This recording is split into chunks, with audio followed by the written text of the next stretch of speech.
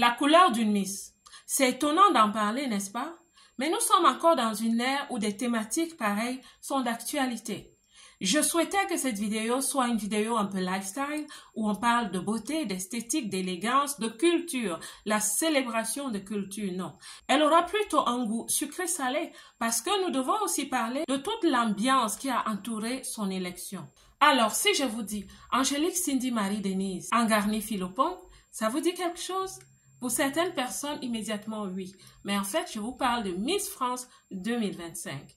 Parlons un peu d'elle. Je vais commencer par vous dire que son parcours de vie n'a pas été rectiligne, comme plusieurs d'entre nous. Pour elle, c'est qu'à 12 ans, ses parents ont divorcé. Elle n'a pas jeté l'éponge. En 2023, elle rentre vivre chez elle en Martinique. Ou en 2024, elle est élue Miss Martinique. Je vais aussi ajouter qu'elle a suivi des études pour devenir hôtesse de l'air. Elle a travaillé chez Air France comme conseillère. Elle a aussi le mérite d'avoir été assistante de direction bilingue. N'est-ce pas un beau parcours à 34 ans?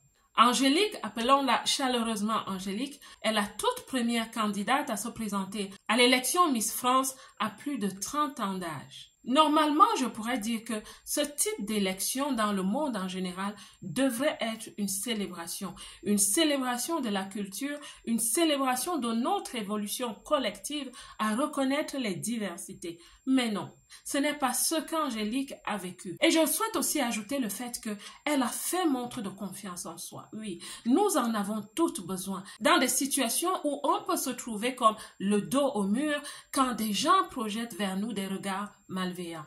Elle a fait montre de confiance en soi, je dirais même de résilience, de consistance, et elle est allée jusqu'au bout avec le sourire aux lèvres. C'est une grande leçon. Mais qu'est-ce qu'elle a vécu? Beaucoup de menaces, beaucoup d'intimidations qui ont failli la rendre illégitime en tant qu'être humain à participer à cette élection. En tant que personne vivant dans la diaspora, je peux vraiment me représenter ce qu'elle a vécu. Je peux vraiment sympathiser avec elle parce qu'elle a vécu ce qu'énormément de personnes étrangères qui viennent d'où je viens. Vous me regardez, vous me comprenez et ce que nous vivons parfois ressemble un peu à ceci. Mais c'est encore pire quand on a l'impression qu'il y a des meutes qui se forment sur les réseaux sociaux pour attaquer une personne pour de mauvaises raisons, disons-nous la vérité. Selon ma petite analyse, je vais maintenant vous dire pourquoi Angélique est une leader qui a un charisme fait de confiance en elle, estime d'elle-même et amour de soi. La première chose que j'ai découverte qu'Angélique, Miss France 2025, a connue, c'est les stéréotypes et les préjugés raciaux. Dans une société où les canons de beauté ont longtemps été associés à des standards eurocentrés, les femmes noires peuvent être perçues comme hors normes par rapport à ces critères. La peau foncée, les cheveux crépus ou la physionomie. Ces critères peuvent être jugés comme moins conventionnels. Cela a mené dans des commentaires dévalorisants à l'encontre d'Angélique. Qu'à cela ne tienne, elle a continué. La deuxième menace a été sur son apparence physique. Vous savez, dans une société, comme je viens de le dire, où les canons de beauté ont été spécifiés comme basés sur l'apparence caucasienne, c'est très difficile pour des femmes noires de se tenir à des positions, de prendre ces positions, de se présenter à une élection comme Miss France, par exemple. Pourquoi? Parce qu'on trouvera que c'est injuste qu'elles réussissent, parce que celles qui sont reconnues comme ayant ces canons de beauté n'ont pas eu cette place. Alors finalement, c'est une injustice, selon ces voix qui se sont levées contre elles, c'est une injustice donc qu'elles soient élues. Voyez-vous donc comment la psychologie de certaines personnes détruisent le vivre ensemble dans des communautés? La troisième chose qui l'a menacée, c'est une tentative d'invisibilisation.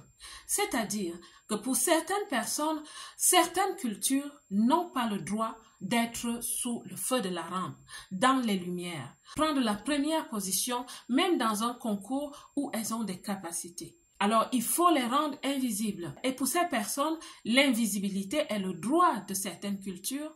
Et quand elles deviennent visibles, ça devient une dérive. Et je trouve que c'est vraiment malheureux. La quatrième menace qu'elle a connue est liée à la représentation. Donc, ses antagonistes disaient qu'est-ce qu'Angélique est la personne qui pourrait représenter la France à des élections plus élevées? Est-ce qu'Angélique, en tant que Miss France, peut être la représentation identitaire uniforme des Français dans le cadre d'une autre élection, par exemple? Alors, ils se sont tenus dessus pour dire qu'Angélique, avec sa peau, avec ses origines, ne représente pas la France.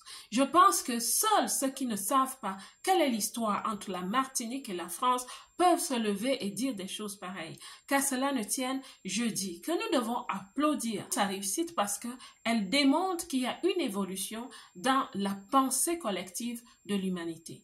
Je souhaite maintenant parler du rôle des médias et des réseaux sociaux. Je pense humblement que les médias ont un rôle salvateur, c'est-à-dire de calmer les opinions quand une rage se lève contre un individu. Je le pense. Les réseaux sociaux, c'est toute une autre histoire. On dirait la cour du roi Péto. On ne sait pas qui gouverne les réseaux sociaux, on ne sait pas qui recadre les gens sur les réseaux sociaux. On a souvent vu des personnes injustement traitées. On a vu les gens se démêler, se débattre pour récupérer des comptes qui ont été hackés. Franchement, les réseaux sociaux, on ne sait pas. Qui apaise, qui fait justice, qui amène l'homéostasie quand ça se passe mal, on ne sait pas, on ne voit pas. Cela fait que qu'on soit roi, qu'on soit président d'une république, qu'on soit une star interplanétaire ou même une miss à une élection nationale, on est tous sous ce couperet des réseaux sociaux. Ça a été dur, ça a été ardu pour elle. On a pu le suivre dans des débats ici et là, des déclarations, des proclamations un peu haineuses, si je peux même le dire. Qu'à cela ne tienne, bravo Angélique, tu as gagné, tu as réconcilié des cultures et tu as ton mandat d'1 an. Félicitations et beaucoup de courage durant ce mandat. Alors la belle, j'espère que cette vidéo va vraiment t'édifier. J'espère que tu comprendras que tu n'es pas la seule et qu'avec détermination, confiance en toi, estime de toi et même amour de toi, tu vas réussir. Et quand tu ajoutes la résilience, la consistance, tu vas t'en sortir. Quel que soit ton projet de vie dans la diaspora, ma belle, je te souhaite la réussite. Que Dieu vous bénisse. Quant à moi, comme d'habitude, je vous aime. Savez-vous que vous aurez pu accroître votre revenu et créer plus d'impact en 2024 si vous aviez fait ceci? Je suis Marcel-Ange Abomo-Ella, coach de vie certifiée en développement personnel et animatrice radio. Avec ces deux capacités, j'ose pouvoir vous dire que je peux vous aider à vous faire connaître et asseoir votre notoriété sur la place publique. Je parle aux femmes qui vivent dans la diaspora. Ce qui est bien de dire, c'est que notre leadership en tant que femme afrodescendante n'est pas mis en lumière, mais c'est à nous de le faire. C'est pour cela qu'en 2024, j'ai dédié mon arsenal pour aider à renforcer la visibilité du leadership féminin dans la diaspora. Et c'est des femmes comme certaines d'entre vous. Vous avez un produit, un service, une cause à faire valoir. En 2025, prenez votre place sur le marché. Vous avez sûrement le meilleur produit sur votre marché. Mais si personne ne le sait, vous pourriez dans pas longtemps fermer boutique. Les experts de la vente conseillent aussi que si vous ne parlez pas vous-même de votre produit, votre service ou votre cause, le public pourra en donner une interprétation qui pourrait vous faire couler. Nous sommes dans l'ère du storytelling.